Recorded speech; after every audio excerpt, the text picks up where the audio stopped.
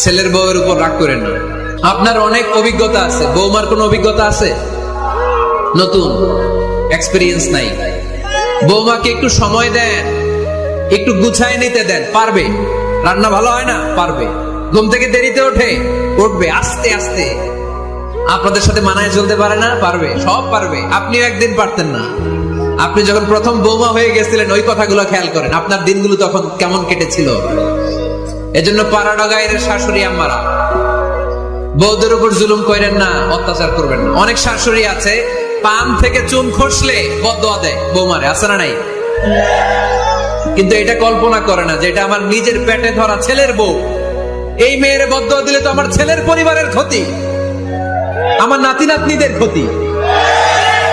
এই কমন যোগ বিয়োগটা বুঝে না। এটা করবেন না, কষ্ট দিবেন না বৌমাকে। খেয়াল রাখবেন, আপনি যদি আপনার বৌমাকে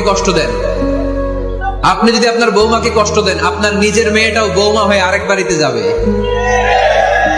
সেও সেই একই কষ্টগুলো পাবে। এগুলো যখন আপনারে শোনাবে, তখন আপনি শান্তিতে থাকতে পারবেন না। চিল্লায় বলেন ঠিক কিনা? নিজের মেয়ে সকাল 11টায় ওঠে, ওইটার দোষ নাই, বৌমা কেন উঠলো না, ঝামেলা আছে না নাই?